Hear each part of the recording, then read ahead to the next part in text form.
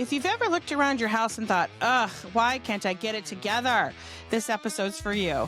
Today, we're diving into the messy truth about clutter with my guest, Lucy Wahl, a professional organizer who spent over 11 years helping everyone from tech CEOs to busy families create spaces that actually work for real life. Here's the thing. Being organized isn't about being perfect. It's about having a system that fits the way you live. And if your system is broken, no amount of color-coded bins or Pinterest boards is going to fix it. So grab a cup of coffee, look at the junk drawer you've been avoiding, and get ready because it's not you. It's your system.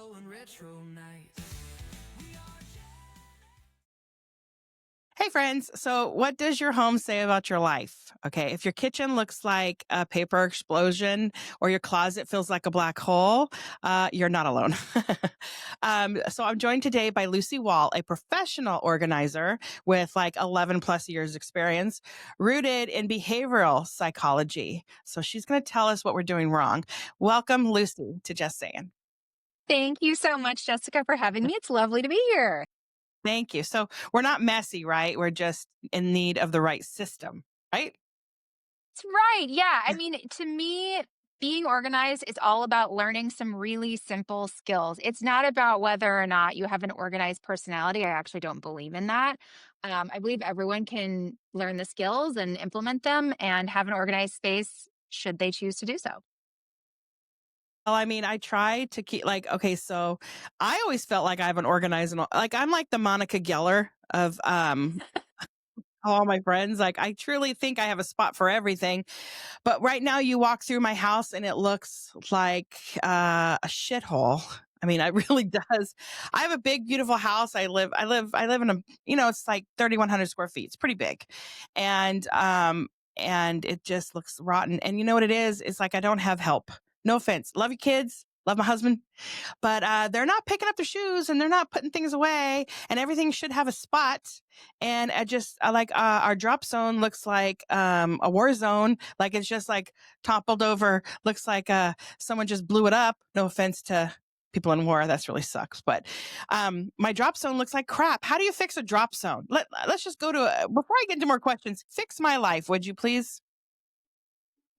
So I work with families all the time, and you are not the only one to complain that spouse and kids are not helping out. And part of what I do is sort of ask the obvious questions that kind of shift the way people think about home organizing. Now, it is very often the case that a spouse, particularly if he happens to be a male, does not notice that things are happening in the home and that they're not participating, because if you're not brought up being taught, like, when I use something I put it back every time, everything should have a home where I can go find it. If you're not taught these things, and men are often not taught these things because it's not considered their responsibility, then you don't grow up being a super helpful roommate, shall we say.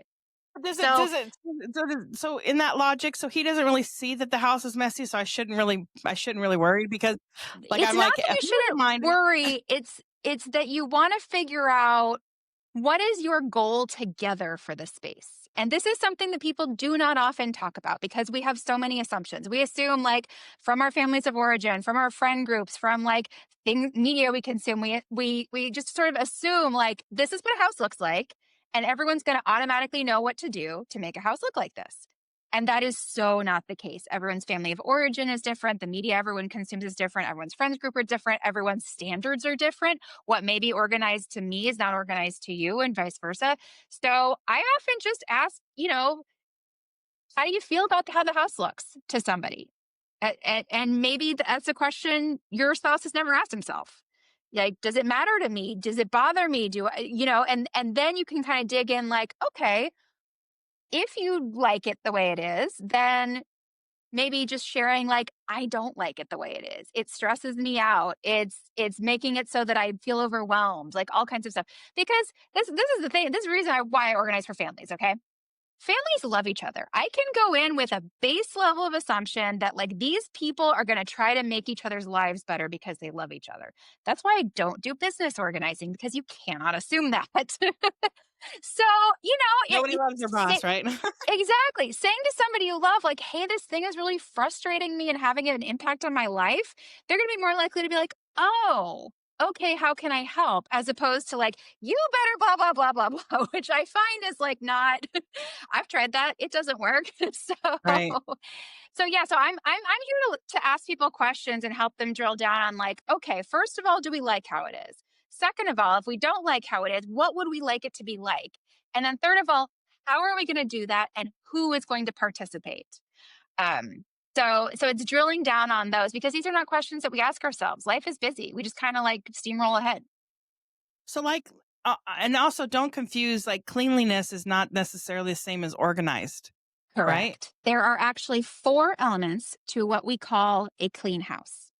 They're related, but they are very different. And when people think of all of these as one thing, it's very overwhelming, very time consuming, and you don't want to do it. So, thing number 1, decluttering. So, decluttering is just getting rid of the stuff you don't need. That is really important to do. If you don't do this, you will not have a clean house. But this is Put like all the a stuff, like put all the stuff away that goes not there somewhere, yet, right? not Okay, there gotcha. yet. Step Okay. number 1, task number I'm 1 is always struggling. decluttering. And decluttering should be done at least once a year, if not more. And some families, I suggest like keep a bin like in your closet. When you pick something up and go, I don't want this, just put it in the bin. And then when you do your next round of decluttering. So decluttering needs to be done every 6 months to a year. That's activity number 1.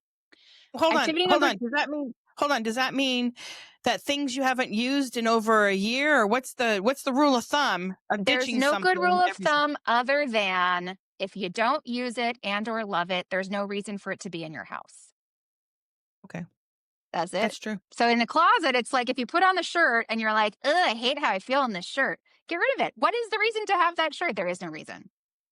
Sit on to your sister like I do. Sorry, Dixie. That is an option. That is an option. Although I have thoughts about Sorry. that too. We can get into that later. So task number 1 is decluttering. Just declutter. That's one whole task. If you don't do it, you won't have a clean house. Task number 2 is organizing systems. So this is very specifically what you just talked about. Assigning everything in your house a permanent home. Everything. I do mean everything, down to the paper clips, the socks, the individual snack bags. Like everything needs a home. I And swear. Okay, hold on. I swear. I do try to do that, yeah, but I also have a buying problem. yes. Yes. So this is where decluttering and organizing are different, but you have to do both. Because if you're Yeah. not decluttering, it's very hard to keep finding homes for things. It's like, yeah, like it's like if you're gonna buy something to, if you're gonna replace something, you need to get rid of the other thing. Like I That's don't exactly right. like when I buy things for my home, I don't buy knick-knacky things because I'm like, I don't have anywhere to put it. Like I already have all my knickknacks in their spot.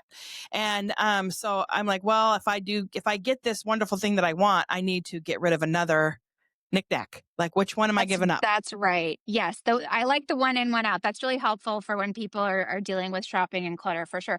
So the thing about having a clean house is you tend to buy less because you know where everything is and you can find it. And so there's less of that like, can't find it, buy. So anyway, Yeah. so we're Okay. back to Wait. Hold on. Before you get going, I have to just say, I just got rid of. We do this for my daughter, where when she grows out of her clothes, she's 15, and she just grew 2.5 shoe sizes over the summer. gosh, She incredible. sprouted up, right? And we were putting all her clothes, and I'm like, God, these are so nice. They're like almost brand new, and some of them still had the freaking tags on them. Mm-hmm. And I thought to myself, what the hell? I still have to. And then there's leather jackets that she'd never worn. I bought her like 2 of the same leather jackets, and we got rid of like 5 bags worth of clothes. And I'm like, dang, that's a lot. Like maybe I need to buy less of the This is clothes. Like she doesn't awesome. need one You're outfit for illustrating. every day of the school year. You know what I mean? Yeah, you're illustrating exactly a point that I always say to my clients, which is like if you do the decluttering, you will notice how much you're buying and it may not feel good. And I think that's okay because you have to feel that like kind of like disconnect and that pain to then go, "Oh, I should change my behavior." If you never feel that, you'll never change the behavior, right? This is part of the behavioral psychology thing is like we want to avoid pain. That is what the human brain is designed to do. It's designed to avoid pain. And so even if it's not like physical pain, the pain of guilt, the pain of shame, we want to avoid that. And avoiding pain is really the only thing that's going to change our behavior. And so going through the decluttering process and having the pain of, oh, I spent too much money, I bought too much, we didn't get use out of this. That's good because that'll help you change your behavior in the future. Now, I missed you up because you were on your numbers, and let's go back because I'm Yeah, sorry. I know. It's okay. We'll go back. We'll go back. So number one is decluttering. Number two is organizing systems. So finding literally everything at home. Now, keep in mind, this is all essential to a clean house. We haven't even gotten to cleaning yet. So decluttering, organizing. Third active and organizing is ideally one time only. Like once you set up an organizing system, you don't need to reorganize. And I'm going to get to this in point number three. But if I encourage people, if they are constantly thoroughly reorganizing a closet or a room or a shelf or whatever, that means that what they're doing is not working, or they are not doing one of the other steps. So they're not decluttering, or they're not doing either step of steps 3 or 4 that are coming up. So if you find yourself constantly thoroughly reorganizing the same space, you're missing something else in the process. The organizing system isn't the problem. So we've got decluttering, we've got organizing. Next, we've got tidying up.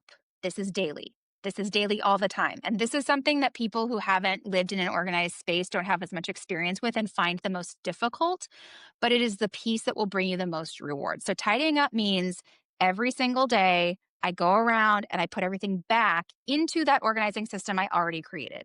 I'm not reorganizing every day. I'm taking everything and putting it back into that organizing system I already created. Yeah. So that is more of the daily practice. And then finally, number 4 is cleaning, which is defined as removal of debris from surfaces. So this is where you bust out your rag and your pledge and your toilet bowl cleaner and your bathroom spray, the actual cleaning. And because you've decluttered, you've created organizing systems, and you're tidying up every day, cleaning takes way less time because there's not stuff everywhere that you have to move around in order to vacuum or in order to wipe down a counter. It feels like I'm So doing those all are the those four steps, four like, pieces of an every week. organized home. It feels like I'm doing all of those steps, like, all at once because I'm so big. Okay, so this is me being lazy, No, but no, I no, work you're not lazy. very It's just that hard. you have to reorganize how you think about it. It's okay. It's not you being lazy. I dump all 4 of those into the weekends. Like, every weekend, I'm Yes, doing all this 4 is of what those. this is what everyone does, and that's why it's so hard. Because if you're trying to do all 4 of those things every week, oh man, burnout. Nobody wants to do Yeah, that. yeah. Yeah, because it is burnout. And then I'm trying, and then here's the other thing too is, like, I mean, we'll probably get to the clean part, but, like, I have kids that can help. I mean, they do have special needs, but I mean, if they can scroll on a phone, they can push a broom, you know? Correct. But Absolutely. yeah, yeah. But it's almost like I feel like my son does things on purpose incorrectly so that I have to come back behind him Weaponized and, like, incompetence. That's a fun one. yeah, like, like, I'll say load the dishwasher and he'll put the bowls upside, like, with not not down. He'll put it up, and I'm like, how is that going to get clean? It's just going to fill up full of water. You know what I mean? But I feel like he does things like that and puts some mismatch, and he can't get all the dishes. Like, okay, every mother knows you can get almost every dish that is in between each dish Absolutely. in the dishwasher. There is a way to do it to get it all in there, but he will have half the dishes in the sink and he'll put half in there and he'll be like, oh, it's full. I'm like, no, it's not. That's not What's your full. son? Out of curiosity? It's 24. Okay. And Yeah. failure to launch is a thing in my house, let me just say. Um, but yeah, it's terrible. Yeah. So I would say for people who are listening who have younger kids, because a 24-year-old is a whole different ball of wax. I know he's lazy. I think so I work with a lot of families, right? And I work with families who have babies, toddlers, elementary school, high school. I'm seeing the gamut. And what I notice that families are missing, and I'm not saying that they're intending to miss this, I think families are really busy. And in most households now, 2 parents are working. They do not have a lot of time. I totally get it. But what's missing is the modeling and the teaching of the habits they want their kids to acquire. You can't have a kid where through their childhood, you're picking up after them, and all of a sudden they turn 13 and you're like, go clean your room. They don't know how. They've literally never been taught. And Like I so it with my daughter, she has special needs, but she has more toys than a freaking daycare. And so I will go in there and I'll be like, I'll sit in the middle of the room and I'm like, okay, bring me that bin and let's put the OMG dolls in this one and let's put the Barbies in this one and let's do this and let's, like I try to work out a system for her so that it's that's and great. she's got bins for just about every single type of toy. And, but yet I'll walk into her room and she's got every bin in the middle of the room and they're halfway undone, because she's like, I need something in here. So she dumps it out and gets the one thing and then leaves everything dumped. And And that's so, where the tidying up piece comes in. And that's the piece that has to be sort of taught over time and modeled as well. I tend to encourage my families to take one of two routes when it comes to daily tidying up. I call it sort of the family time method or the standard method.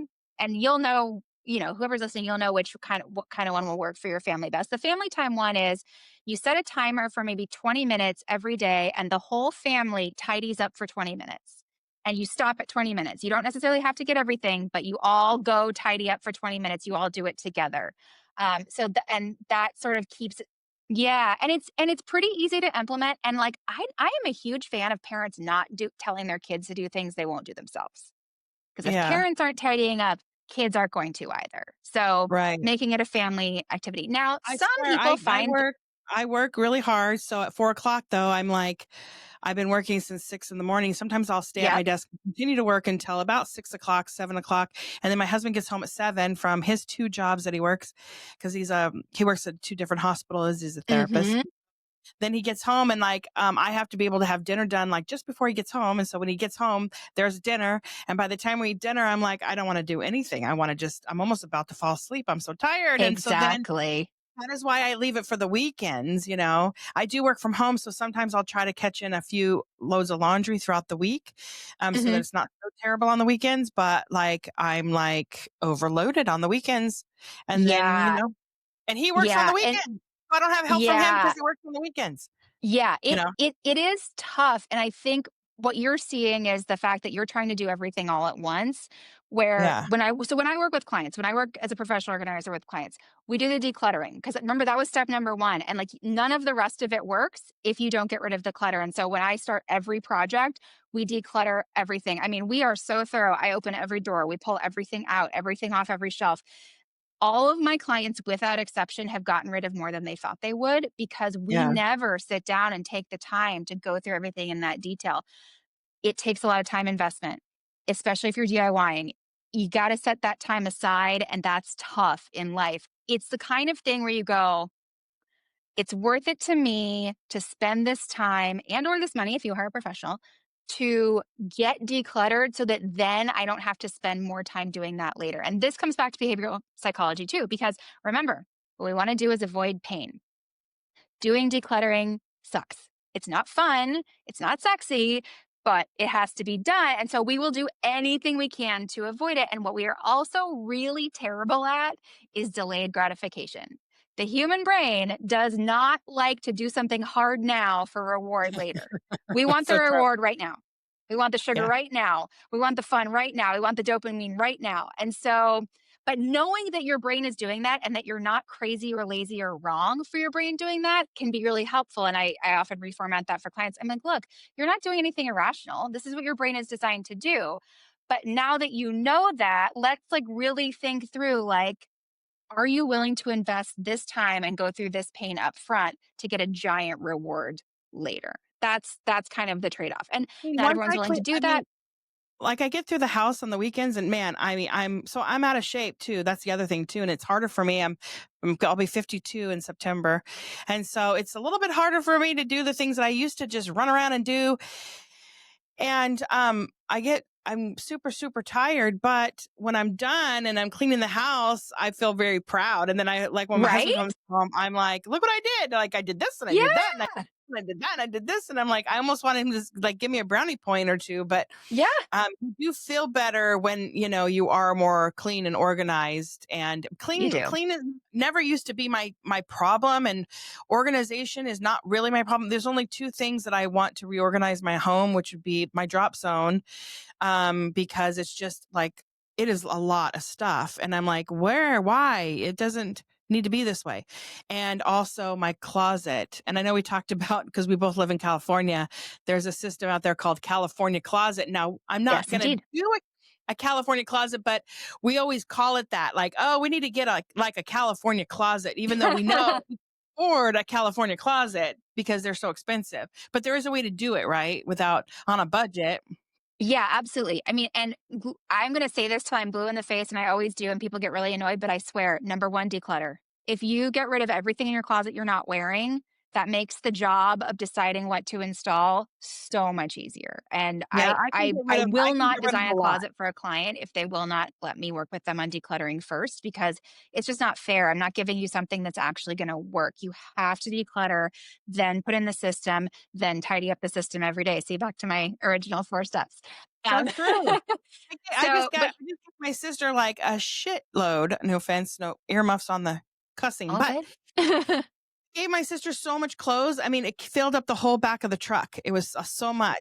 And there's still some things in there that I'm like, okay, because I have a closet that you can literally do a cartwheel in. It's very large, very big. And it's one of those that you can probably have like a middle thing, like something in the middle.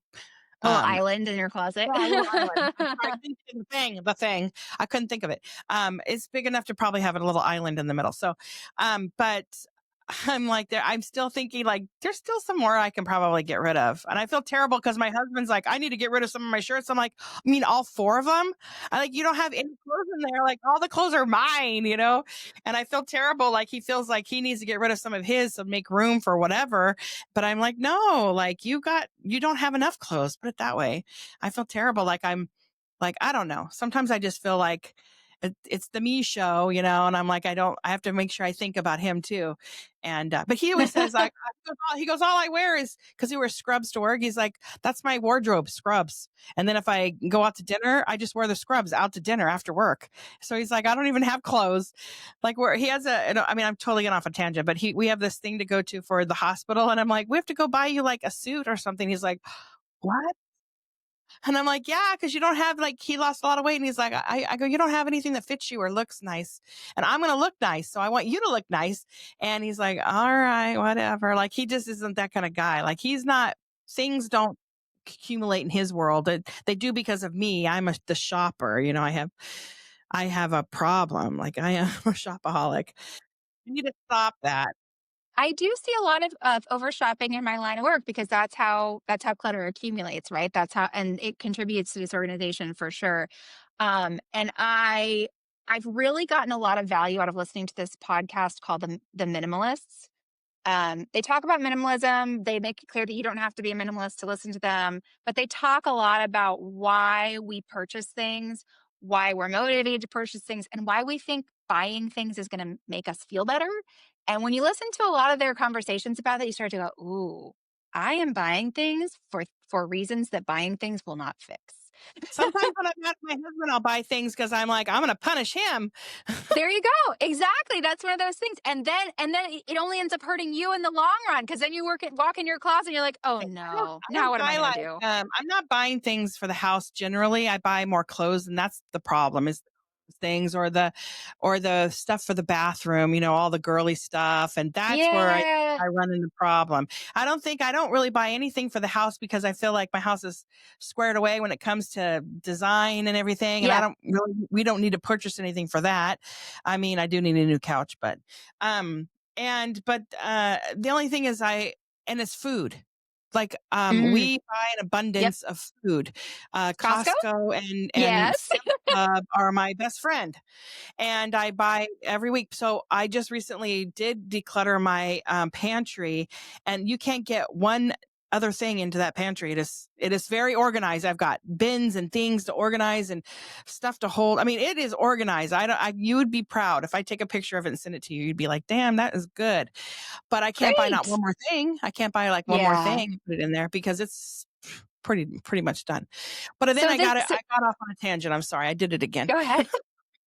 No, I'm done. I always do like, I'm like squirrel and I'm like there, I go off on a Good. tangent. all the time, and I All talk of about it. myself. I mean, the shopping, especially for clothing and toiletries and beauty products and food, it's like the search for the one thing that's going to make me feel complete or the one thing Yeah, that's going to solve my problem. And I still struggle with this too. I mean, I will tell you, after 11 plus years of doing this as a job, I've done so much decluttering that I have really internalized how much it sucks to have clutter and yeah. how badly I want to avoid that. And so I have personally gotten so much pickier about shopping. I mean, I've literally gone shopping with my best friend and she's like, "Oh my God, buy something, make me feel better." And I'm like, I don't, none of these things qualify to come into my home because I'm so picky because I know if I start buying things again, I'm going to have to declutter again. It's like connecting those dots can be really powerful. But I also think that the one thing I sometimes find myself asking my clients, and they're coming at it from kind of an opposite place from you, right? So I live in San Francisco. Everyone in San Francisco has less space than they would be able to afford somewhere else. So they're Mhm. coming from a place of, I don't have It's enough so space. expensive. Jesus Christ. It's very expensive. Yeah, and It's so terrible. even if people are doing very well financially, they feel like they have less because they know they could afford more elsewhere. And so they're always saying, "I don't have enough space." And my question, whether it's about space or about shopping or about food or whatever, is what is enough? When will you know you have enough? And if you don't know what enough is, then you're never going to know when you get there. And for my small space people, the way that comes out is me being like, I know that you could have a bigger space, but you don't. So we either need to make plans to have a bigger space and go do that, or we need to accept that this is our footprint. We live here and make it the best we can. Because I often see a disconnect with people in San Francisco, especially if they've moved from somewhere else where they had a bigger place, them really fighting the space that they have and going, but I need the pantry and I need the garage and why don't I have it? And I'm sort of coming in and saying, like, you don't have that. So we're going to have to figure out what you really need for your current lifestyle and leave the old lifestyle behind. And that's okay. But it comes down to me is what is enough and how will I know when I get there? And that's something I think we don't think about a lot and can be helpful to think about. It's true. That's true. And also, when you have a young family and there's baby toys and, everybody wants to buy the kid a toy and you're like, you get to a point and you're like, she's got every toy in the store. I don't think I can hold Yeah, one more toy. so real. I mean, that is like, and then the kids, they take over, like the living room space is full of the kids' toys and it's guarded by a baby gate now and you can't get through unless you walk over the gate and then you got all these toys in the way and so there's always different type stages in your life where Absolutely. you kind of have to babies do need all their stuff. It's like they need these things. You have to have a bathtub or these things to put them in and the high chairs and all the things that come with it. So some things you have to like know that you can't you need these things, so maybe you have to give up some other things. I mean, in your That's situation, right. you're in a small, everything is small. You're in San Francisco. If you're living in the city, right? It's like a tight, Hmm. everything tight and everything. I couldn't live like that because I just could not. I've always lived in these big homes and I don't like a big ranch, ranch like spread out. Like I can't even do up and down stairs houses because I think they're too small in the living rooms. They're too tiny. I need the big, expansive home, and I just could not do it. I just couldn't do it, and because I need my things. I am that type of person. I feel like my house is full of 28 years of me and my husband collecting things and we are minimalist in some way. Like we don't have a lot of, we have one big thing that we put all of our tchotchkes in kind of. It's like a cabinet, kind of really Hmm. long metal cabinet. It's really cool. And we don't have any other tchotchkes. We don't have pictures of the kids everywhere on the walls and everything. We don't have any of that. We have in that little cabinet, we have a couple pictures of the kids, and that is it. And I have some on my wall right here where I can see them every day in my office. But we don't have a house full of like, it's because it's designed because we always grew up with like, let's go see the houses and go pick a model that we like, the model homes and everything. And Hmm. we always never saw pictures of kids. So we just when we designed our home, we just never put pictures of our kids everywhere. That's how we are. But yeah, I'm not a tchotchke kind of a person, but a lot of people out there, they get things from their moms and the grandmas, and they have a lot of things given to them. And you can Yep. either do one thing, keep them in a box in the garage or in the attic, or you can display them. I try to display everything. Nothing I have in the garage. There's nothing. We've cleaned out our garage to where it's like done. Everything is in the house.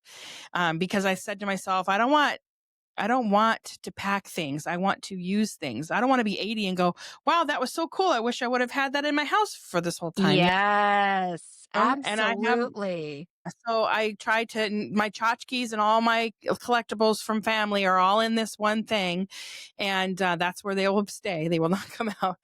But I don't know what I was going with this. I'm sorry. I got off on a tangent. Well, I just that's love talking okay. about organizing. I No, told you I'm Monica Geller. I am like a little organizing freak. I no, it's swear. great. And you bring up a really good point, which I'm constantly telling my clients, which is if it's boxed up in the attic or the garage, it's the same daily life experience as if you threw it away. Same experience. There's no difference because once you box something up in the attic, you're not going to go up there for another 25 years, if ever. And what And you you're do when just you gonna go back see up it there one time is in you 20 open. years. You're gonna open it up in 20 years and you go, okay, and then you're gonna close it back and put it back. Exactly. So you're right on the money. You're doing exactly what I tell my clients to do, which is if it's important enough, let's bring it into your home and make it part of your life. If you don't want it to be part of your life, then it's okay to say, I don't want this thing, Okay, even so if it what came about my from family. okay, so I kept my Cabbage Patch Kid.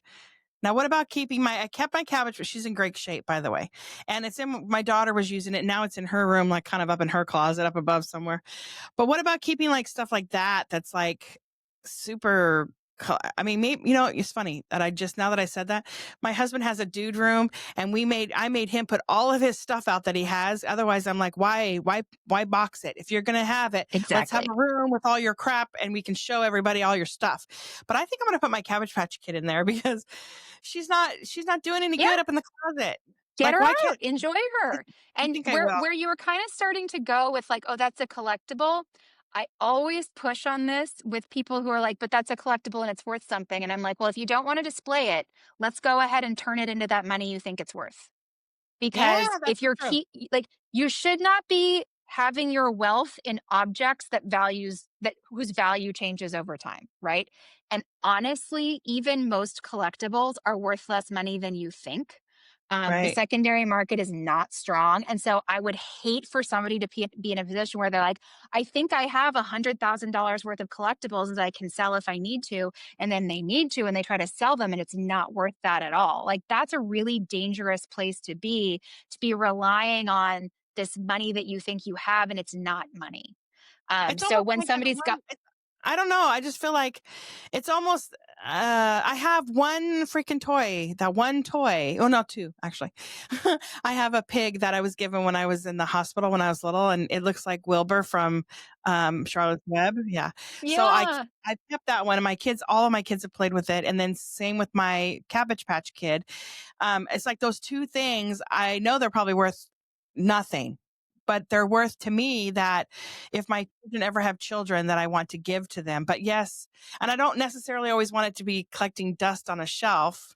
I want to keep yeah. then you have so what do you have how do you combat that? Now you tell me, how do you combat that when you need to hold on to that Things you thing? want to pass down. So Yeah. I think so the amount of things that you're thinking of, one doll, one pig, I think that's really reasonable to Okay, save good. for a grandchild. That's very reasonable. What's not reasonable is every outfit your children ever wore, Right. every toy they ever played with, every piece of baby equipment you had, because I like to remind people there's a cost to every choice. Doing nothing is a choice with its own cost. So choosing not to get rid of something is not a cost-free situation. You have the cost of storing the item, you have the cost of maintaining that if it's necessary. Like, there's always a trade-off that you have to make. And so yeah, if you have a giant storage space and you're willing to fill that up with stuff, that's fine. I also wouldn't factor in the emotional cost, which is if you save absolutely everything to pass down to your grandchildren, and then that day comes when you have grandchildren and you offer them to your And you child, the don't want proud it. parent, and your child says, no, thank you. How are you going to react? Because they don't have to take it, right? Yeah, they don't have to take it from you. That's not That's so required. That's for sure. Well, you know what? It'll be at grandma's house for if you want it. So, And right, you can choose to do that with your own space. Absolutely. This is what something I tell my parents and my grandparents too. I'm like, you can't force something on people, but you can do with your own space what you want. So even with my clients with like little kids and some of my moms, they want to keep every little scribble, every drawing that their child made. And I'm trying to sort of help them like see, number one, this is going to be an amount of stuff that you're going to have to store that's going to overwhelm you. So there's that cost. And number two, they'll like ask the kids, like, oh, do you want me to keep this art for you? And the kid will say no. And they'll be like, oh, but you should. And then I say to them, don't make your child keep it if you're the one who wants it. So you should right. have That's your for child's true. memory box that they can put stuff in that they want to keep. And if you want something they don't want, you have to be responsible for it, right? Yeah, It's like, don't put that on somebody else. I kept a memory box for my 2 kids and my stepdaughter too, but I mean, I kept their all their stuff in like, I don't know if you've ever seen them, but there's like these little accordion type things that you can Yeah, put their stuff in. So I'll 100%. put it in that. Each one has one of those, or I put it in a binder or something, just a one binder. And then I give each one of them has like a little box for their baby things. So like That's great. their rattler, their silver rattler and stuff like that. So I have one for Yeah. each of those, and that's it. Like I don't keep a ton of stuff like that. I And like think I that's so said, reasonable. I think that's yeah, great. Because then, but the reason we pass things down, right, is to show our love. That's what we're yeah. doing. We're showing, you mean something to me. I remember you your whole life. I've loved you your whole life. You don't need everything they ever touched to convey that. A nicely curated box of the most special things presented as like, these are the most important things that I remember about you. That's a beautiful thing. It's trying to have the weight of all of these things and put that on somebody where that becomes overwhelming and Can I sort ask of you a question inappropriate. about photo albums? Photo albums. Okay, so the thing behind me is a cabinet, and it has photo albums. Like I think there's one, two, three. There's like 5 or 6. They're tall. I got them all uniform from Costco, like a while, like when you got pictures and had them developed, and uh, I mean, now everything's so digital. So I kept them It in is. a cabinet, and I'm wondering if I should just. And a lot of them are on. Inside the photo album is a CD that I had. Then I kept it with it. So I'm wondering, should I digitize everything and just free up that? Nobody's how special is it to look through a photo album? I mean, what do you think? What is your thoughts on that? I think that's a really individual thing. And a lot of my clients basically have a large box into which they've shoved every hard copy photo over many, many years. And it's not in any kind of order. It's super disorganized, and they don't have, or they either don't have photo albums or they have empty photo albums that they've been intending to put these photos into. But Yeah. I did my own photo albums within the past. I did it during the pandemic is when I did it. I did my own photo albums. It takes forever. Who has the time? So Right. if you love a photo album, especially if you already have it, if you love a photo album and the time that you're going to put into making a photo album is going to bring you joy, do that. Please do that. But I also want to release everybody from the assumption that they must do this. You don't have to have photo albums. That doesn't have to be the way you keep memories. I mean, I'm a big fan of just like send all your photos to Scan Cafe, get them digitized, Wait. and then Scan Cafe. Scan Okay, I'm writing this Cafe, you down. just send them your photos and they come back on a drive. It is Yeah, incredible. I have thousands of photos. And not only that, but my mother gave me all of the family photos. Okay. When my dad passed away, she's like, I don't want them. You can have them. So I have all of our school pictures. I have like 50 of the same freaking picture because my mom's like, oh, let's buy the big package. So I've got like bins. They're in my guest bedroom in the dude room in the closet that now actually probably are spilling out onto the bed because I was like, oh, I need this. I need to go through it. And then I leave it there because I'm lazy. So Scan Cafe, how expensive is that to like give them a whole grip full? I haven't looked up the pricing. I mean, for thousands of photos, it'll be a significant amount of money they charge per photo. It is one of the cheaper ones, and they are still reliable. It's based in the U.S. Your photos aren't leaving the country or anything, so that's a good one. Yeah. I will put in a plug here for the photo managers. It's an organization of people who all they do is organize photos. That's all they Really? do. Yeah. There's an organizer, there's a type of organizer for everyone. And what they would tell you is number one, get rid of duplicates off the top, just done. Number two, get rid of anything that doesn't have people in it. There's no Okay. reason. We're keeping photos for memories. The people are what counts. So get rid of anything that doesn't have people in it, Okay. and then have them all scanned. And also for extra credit, get rid of anything where like you can't tell who the people are. Somebody's thumbs on the photo, like it's blurry. Like get rid of those. I mean, because I was around in the era pre-digital camera. Sometimes the photos come out terrible. Get rid of those, Yeah. and then have them all scanned. And then you have them. They're stored. It's fine. You can access them when you need to, and they're not taking up space in your home. So I think that's from what I've learned from the photo managers over time, that's what they would say to do. I feel like though, I think that kids don't. Nobody comes in here to look at the photos. Yeah. We don't pull them out when people don't come over my house because I don't want people over, and I'm just not I just don't have people over, and my friends don't want to see our trip to Alaska, our cruise. You know what I mean? And so, and there are photos. I got off on a tangent because I was a photographer. So I have and I did take some pictures of that's the ship. And Hmm. there we were in Alaska, and there's there's the whale or whatever, you know what I mean? But yeah, I know what you're saying. You keep the pictures of your family because you're showing them over time. My thing is too, is that I also put a lot of our pictures into videos. So my family Nice. we all have a video of an hour's worth of to music. So there's always That's awesome. you can always do that and then get rid of all the pictures and you just have them forever on YouTube, whatever. But I got off on a tangent just because I love talking to you about organization. I mean, I can't help it. I just love it. Love it. How Love it. did you become an organizer, by the way? How did you become a professional organizer? What was the journey Yeah. to get there? Kind of a convoluted story, and I don't recommend this to anyone, by the way. I will tell you what I did, but this is the absolutely most expensive and silliest way to become an organizer, so don't do what I did. So my first career was in nonprofit fundraising. I worked at a major university in fundraising for a few years, and I got kind of bored. And I was like, well, what am I going to do to accelerate my career? I know, I'll go get an MBA. So I did a 2-year full-time MBA program, had an absolutely amazing time, learned so much, really grew as a person, as a business person. And I was so on fire to make something cool happen after business school. And I started interviewing, and I was basically just getting interviews for the same job I had before. It would just be you do the same thing, but you're responsible for more zeros coming in the door. Right. And I was like, oh man, I don't want to do that. I've now realized that there's so much potential to think strategically that I just don't want to do this anymore. And I was pretty bummed out. And I talked to my husband, and he was like, look, we're gonna be okay. You don't need to get a job, any job right now. Think about what you really want to do. I mean, thank God, what a gift that is, right?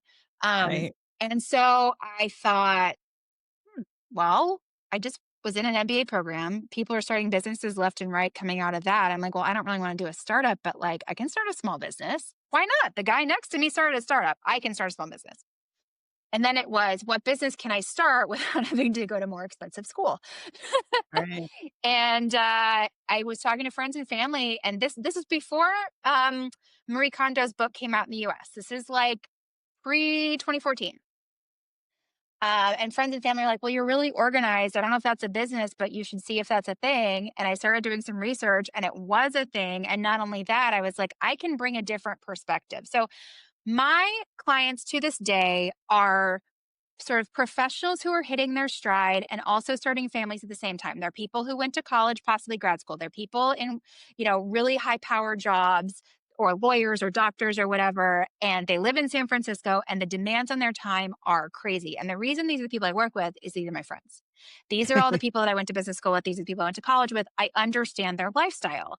And when I was starting organizing, most of the organizing businesses, most of the organizing content were targeted at a more traditional family style. And there's nothing wrong with that.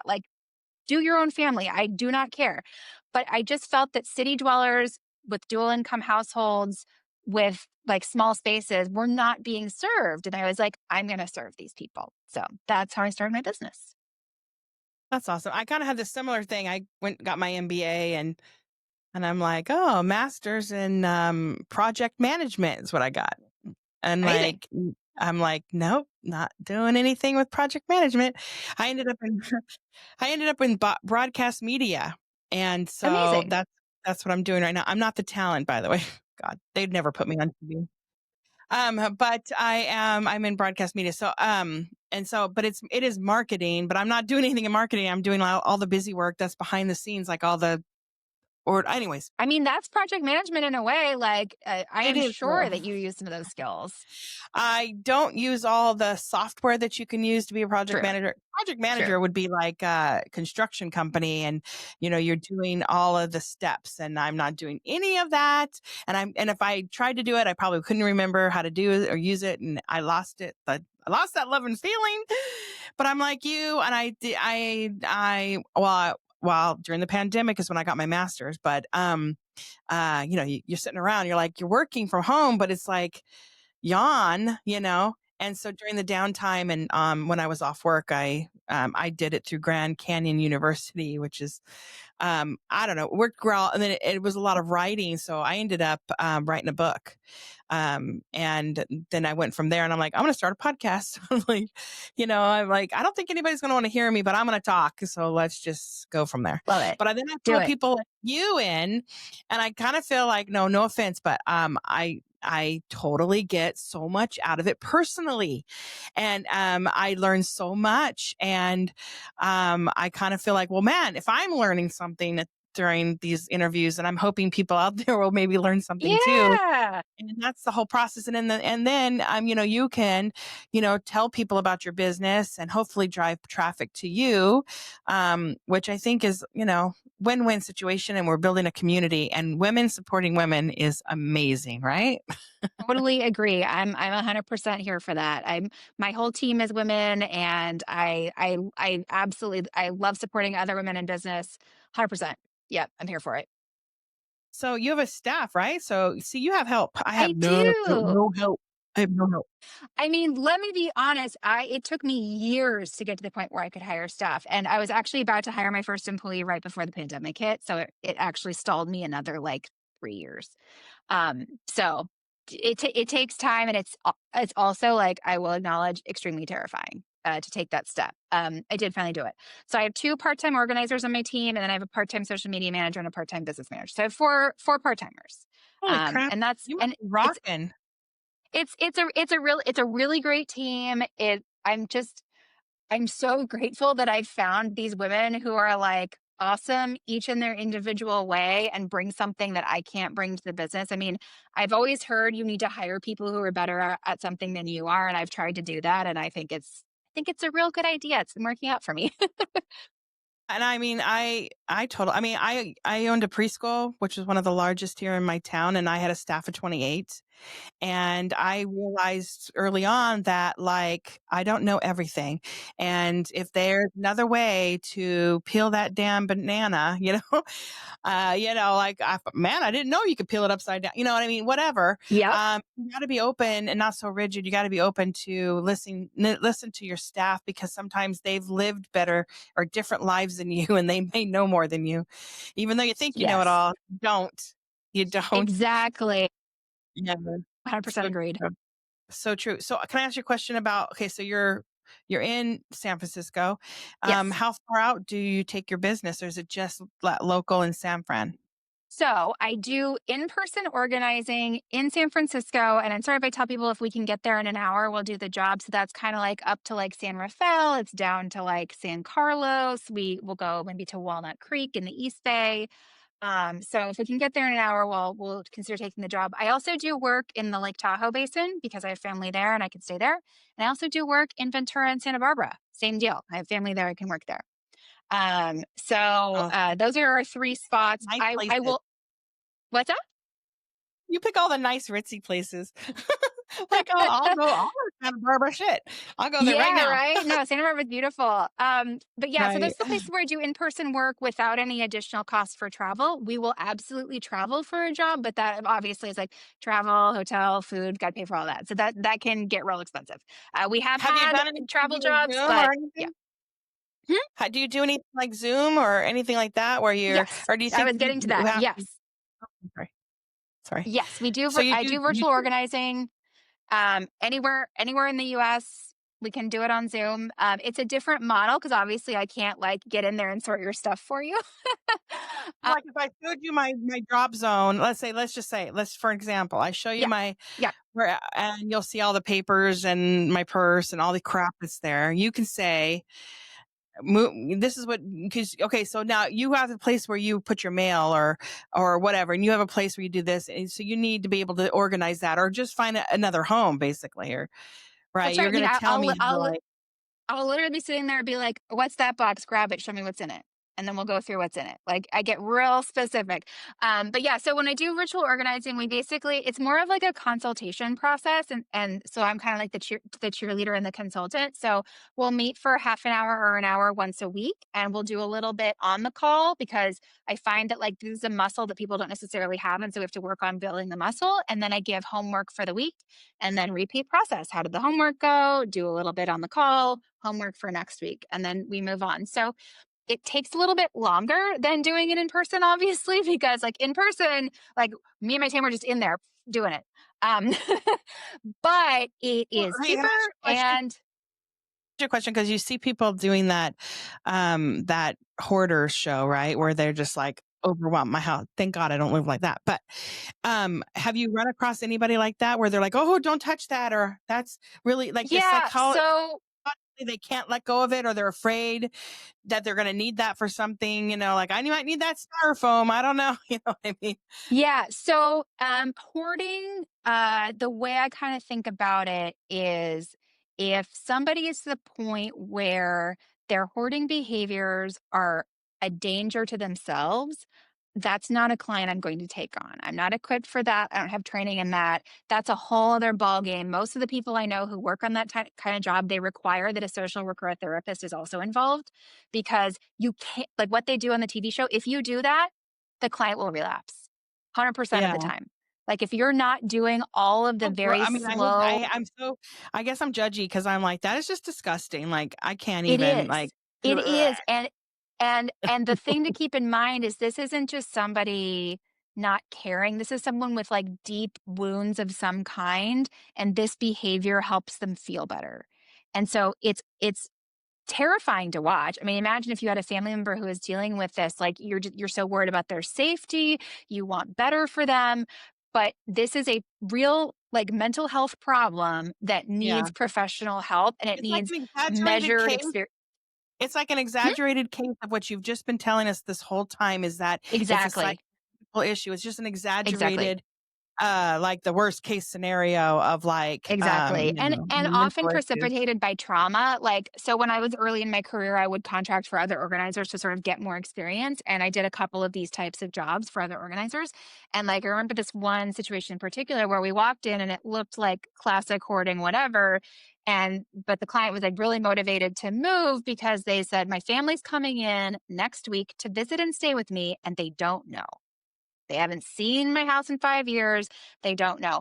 And so we're just going through and doing our thing. And as you work through the layers, you realize, oh, there was one event that triggered all of this. This person had a major medical problem, like I think it was 5 or 7 years before we got there. And that medical problem made them unable to deal with the tasks of daily life. And then it got bad enough that they couldn't catch up, and then they were just down the They rabbit give hole up. and got to a point where they needed professional help. So I Yeah. I am I am so much less judgy than I used to be, like when I first got into this business, because I see the pain that people experience and like the fact that like nobody's doing this to themselves for funsies. You Right. know, like this is in some way not a cry for help, but like a physical manifestation of like the pain that they're feeling on the inside. And so, even like when it comes to like friends be like, oh, my house is a mess. I'm like, I don't judge. You're busy. Like, if you want my help, I'll give it to you. But if you don't, I'm not judging. Doesn't matter. So just so you know, this also applies to you men and the garages, Oh gosh. right? Well, you want to buy two things for guys that like every guy has. Number one, t-shirts. So many t-shirts. Every free t-shirt they've ever been given. Yeah. I made my husband get rid of all of his free t-shirts. And then he still goes, oh, I had that shirt before. And I'm like, yeah, but we got rid of it like 28 years ago, by the The way. free But anyway, t-shirts and the empty boxes that electronics used to be in. The guys yes, keep right. those. Why? So the reasons I hear most often are I want to be able to return it, I want to be able to resell it, or I want to be able to pack it up to move. And I've got a rebuttal for all of those. You ready? I want to be able to return it. Are you still in the return window? If Right. not, box goes. I want to Right. be able to sell it. The box does not add value to the electronic, even if it's a fancy Apple product. Apple doesn't want your box back when they Right. resell your item. So Right. for resale, nope, don't need it. I'm going to need it to move. Definitely don't need that if you are going to ever hire movers. If you're going to Because do it yourself in a you're gonna put it U-Haul, in another box. They're just gonna put it in another box. correct.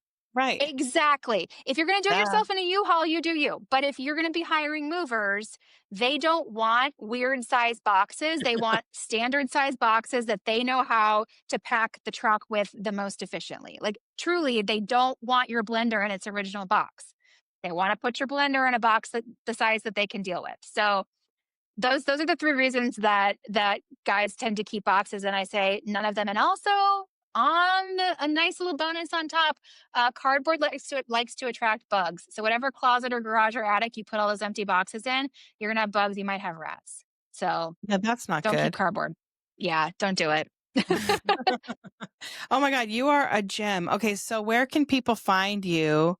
Um, and where could they go to get your services? Yeah, absolutely. So to work with me, and also, so my website has kind of everything. My website has how to work with me. It's got links to my favorite products. It's got some ebooks and guides that I put together that you can purchase. It's got a blog that's I've been writing in since literally 2014. So you can read all my organizing ideas over time. So the website's got all that at lmwedits.com.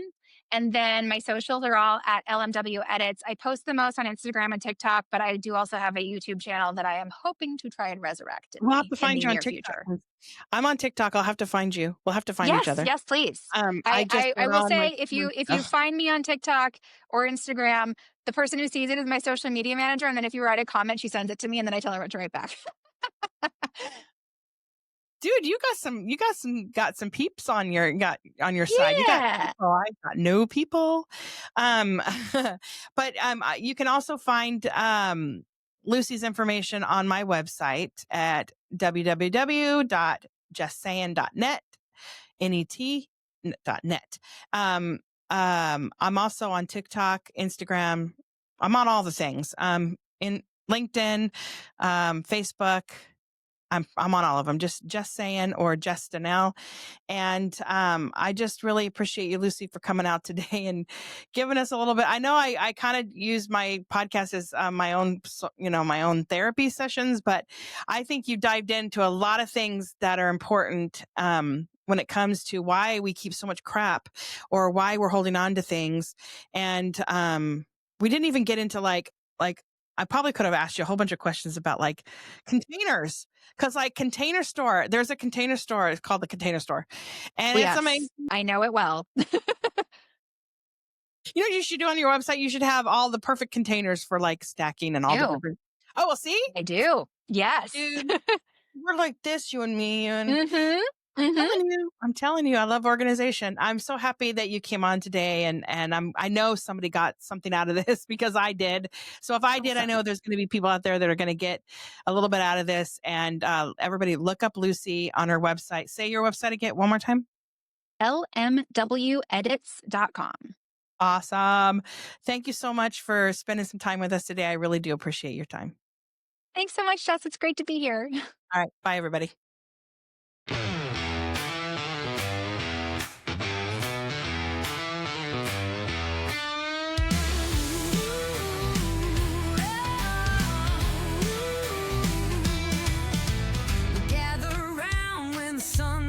Low, talking about the days we used to know. VCR tapes and dial-up tones, raising kids living with achy bones.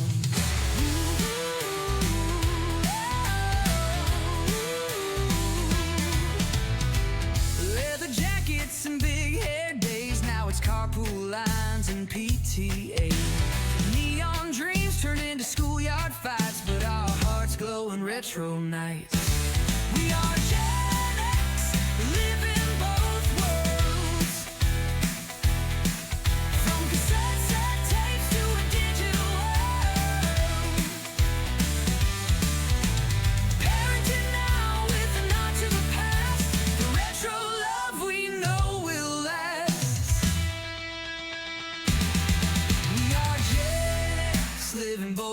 world. From cassette tapes to a digital world.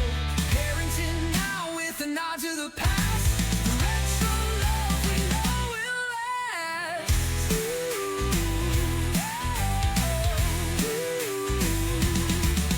We dance to the beats of the boombox sound. Now bedtime stories echo all around. But deep inside we're the mixtape kings, still fighting life with arcade dreams.